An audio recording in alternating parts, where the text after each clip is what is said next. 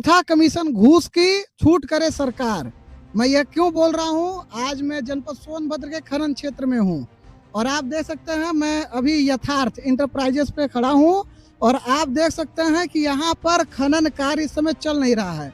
खदान में पूरी पानी भरी हुई है और हैरानी की बात है कि बिना खनन हुए ही इसकी रॉयल्टी मार्केट में बेची जा रही है।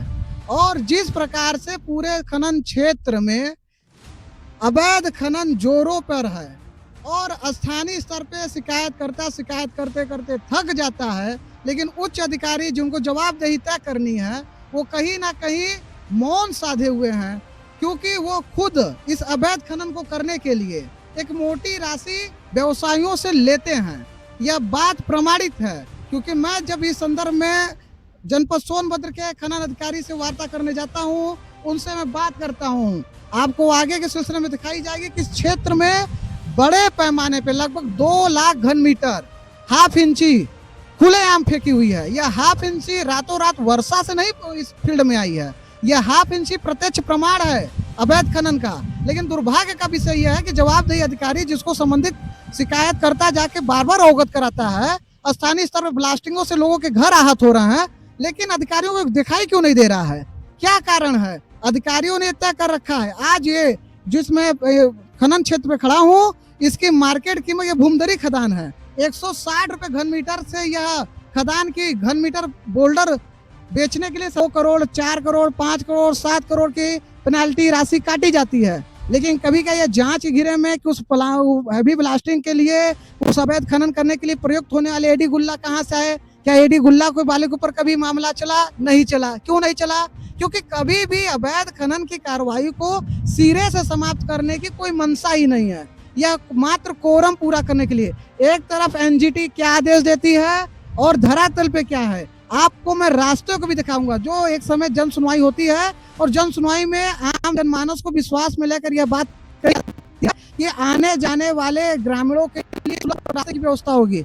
आप इस रास्ते में आज बरसात के दिनों में या समान दिनों में तो आपको धूल के ये सूक्ष्म कर आपके जीवन को आधा औसत आयु आपकी समाप्त कर देंगे, और बरसात के दिनों में तो आपका जीना हराम हो जाएगा, इन रास्तों में आ जाएंगे। धन्यवाद। ऐसी क्या मजबूरियां हैं जो चीजें, एक तरफ सरकार की जो पॉलिसी है, उस पॉलिसी में सरकार ने यह निर्धारण किया कि कम से कम दरों में खनिज आम जनमानस को उपलब्ध कराया जा सके, जिससे उन्हें अपने घर बनाने में, अपने निर्माण कार्य कराने में सहूलियत हो। लेकिन सरकार की इस मनोदशा को आला अधिकारी इस तरह से क्यों नकार रहे हैं? जो पॉलिसियां किताबों में और जो कानून तैयार होते हैं एक लंबे समिति के सिफारिशों के बाद, उन सिफारिशों को, उन कानूनों को जूते के नोक पर रखने वाले इन अधिकारियों के ऊपर क्या कभी बड़े स्तर की कार्रवाई हो पाएगी? क्योंकि अभी तक जनपद सोनभद्र में अवैध खनन की कार्रवाई के एवज में जो खनन अधिकारियों के ऊपर गाज गिरा है या संबंधित सर्वेयर के ऊपर जो गाज गिरा है, वो गाज मात्र उनके ट्रांसफर तक ही सीमित है।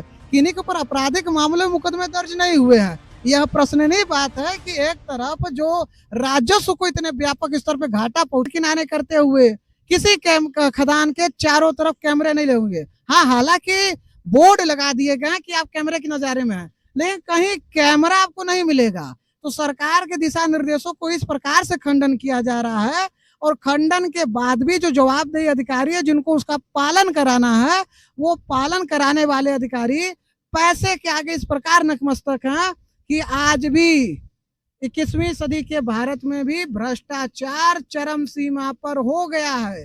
कहने को चीजें ऑनलाइन हो गई हैं पारदर्शिता लाने के लिए, लेकिन जितना मैनुअली भ्रष्टाचार नहीं था, उससे कई गुना ज्यादा आज भ्रष्टाचार की दरें हैं। आगे कड़ी में आपको मैं क्षेत्र की बड़े पैमाने पर अवैध खनन का प्रत्यक्ष प्रमाण हाफ इंची की पूरी चीजों को मैं विस्तार में दिखाता हूँ।